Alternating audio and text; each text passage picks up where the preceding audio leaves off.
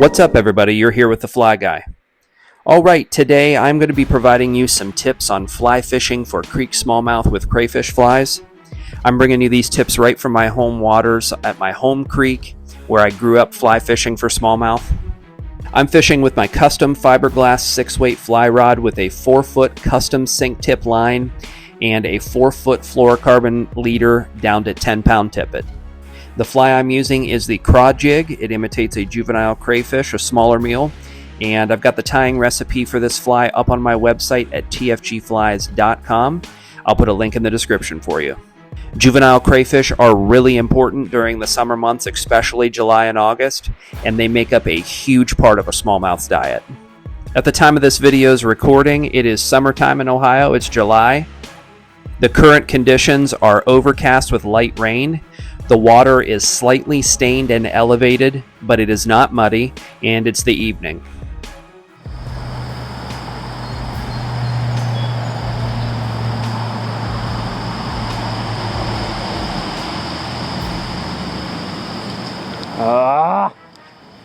Okay.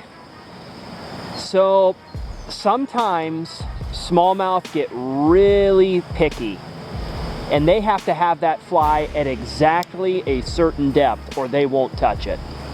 Tonight's one of those evenings. I needed a sink tip to get it down into their zone that they're willing to commit to. And it gives me the ability to quickly retrieve this fly at depth so that I can keep it in the zone. Having a sink tip that's 4 to 5 feet long with a short fluorocarbon leader enables you to do just that.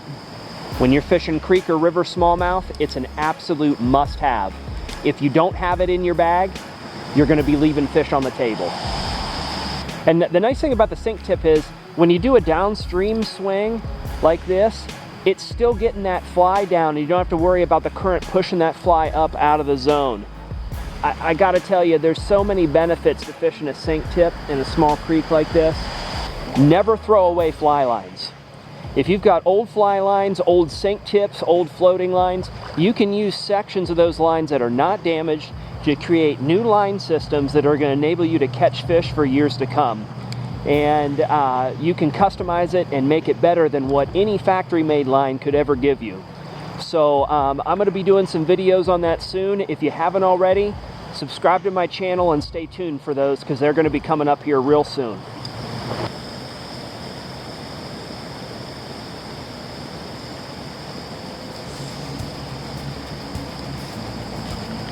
Oh, there we go.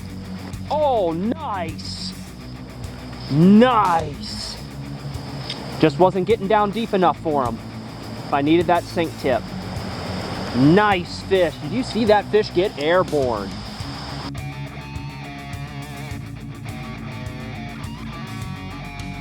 Nice fish. I love the way these fish fight. They are so tough. I'll take smallmouth in a creek over largemouth any day. Unless they're really big.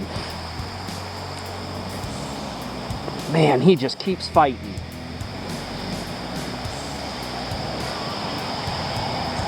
He ain't playing. He ain't playing. Look at that fish. Nice. Get him in there.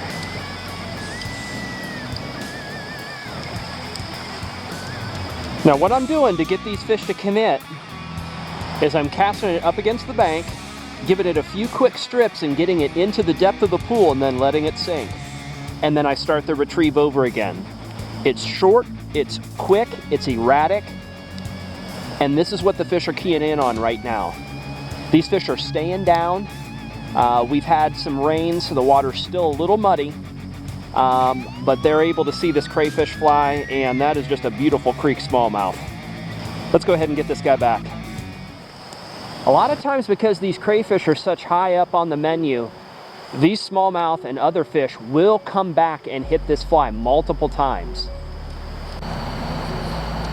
Well, I got something little messing with it.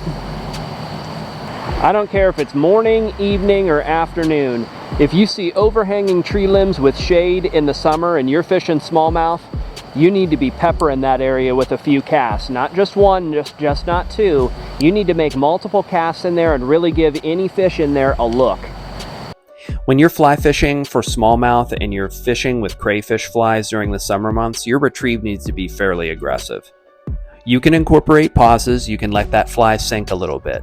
However, when you are darting the fly, remember we are darting the fly to imitate a fleeing crayfish. So it is a short, quick, erratic, and poppy retrieve. There's always going to be variations and exceptions to the rule.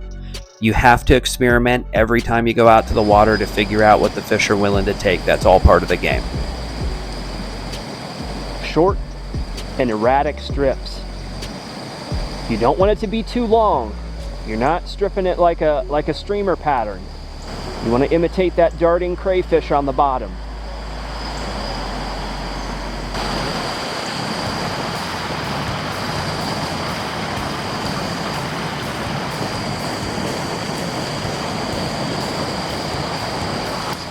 Oh, wow, took it immediately. What a take. Let's see. Yep, we got a nice creek smallmouth. Oh, beautiful fish. Look at that. Oh, yeah. Get him in the net. There we go. Nice fish. I love creek smallmouth. Look at that. I love these fish. They are so much fun. A beautiful creek smallmouth. Oh man, I love it. I love it. He took the craw jig on the sink tip. I didn't even have to do anything. He took it immediately when it hit the water and it started sinking. When you're at the vise and you're tying your crayfish patterns, there's nothing wrong with using a little bit of weight to get it down. But you don't want it to sink like a rock, because if it slow sinks, it looks more natural and fish take it on the drop. Let's go ahead and get this guy back. I hope these tips helped you. Fly fishing for creek smallmouth in the summer months with crayfish flies is highly effective. As I stated at the beginning of the video, the tying recipe for the craw jig will be in the description, linked for you. Check that out at tfgflies.com. I have big updates coming on my website, and I have a big announcement, so stay tuned.